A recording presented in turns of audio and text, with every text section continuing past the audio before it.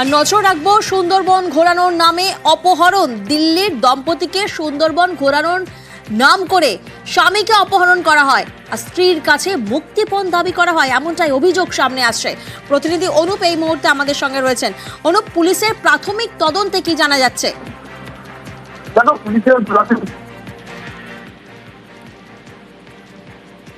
অনুপ, শোনা যাচ্ছে?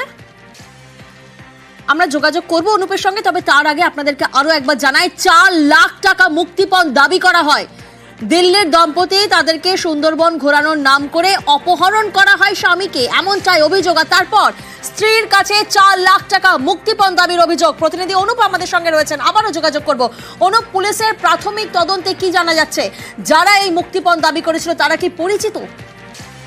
তবে হ্যাঁ, পুলিশের যে প্রাথমিক যে অনুমান বা পুলিশ যেটা জানতে পেরেছে যে তাদের কিন্তু পরিচিতি এই হচ্ছে, এই দম্পতির পরিচিতি কিন্তু এই ব্যক্তি, তারা কিন্তু সুন্দরবনে ঘুরতে আসবে বলে গত শনিবার কিন্তু তাদেরকে নিয়ে আসা হয় এবং হচ্ছে এই দিল্লির যে হচ্ছে তার বন্ধু এবং তার স্ত্রী ও সন্তান সহ এরা কিন্তু সুন্দরবনে আসবে বলে তারা ছিলেন। তাদের প্রথমে নিয়ে আসা হয়েছিল দিল্লি থেকে হাওড়ায় নিয়ে আসার পরে সেখান থেকে তাদেরকে কিন্তু নিয়ে আসা হয় শিয়ালদায় এবং সেখানে এক বন্ধুর মারফত তারা হচ্ছে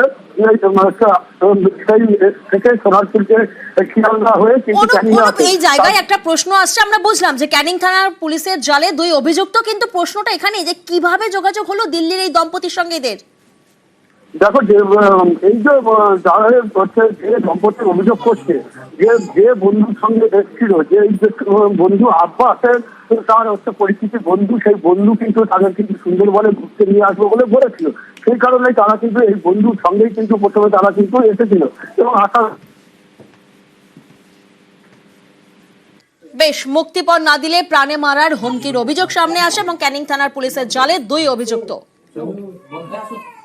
दिल्ली में रहती हूँ। कलकत्ता के एक लड़का रहता था हमारे वहाँ दिल्ली में, तो हम लोग घूमने का प्लान हुआ तो हम कलकत्ता में उसको कॉल करके आए कि थोड़ा जगह बता देना घुमाने का, हम लोग आने का प्लान है। बोला ठीक है भाभी आ जाओ। यहाँ आने के बाद उसने बोला यहाँ एक जगह घूमने की है, चलो घुमा दे। फिर घुमाने के लिए ले गया, अब दूर कहीं जहाज, पानी वाला जहाज में बैठने के लिए।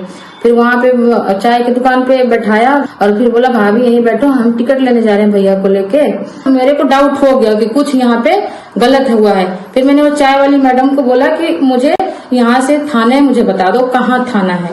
फिर वहाँ पे मेरे पास कॉल आता है मेरे हस्बैंड के फोन से कि 4 लाख रुपए की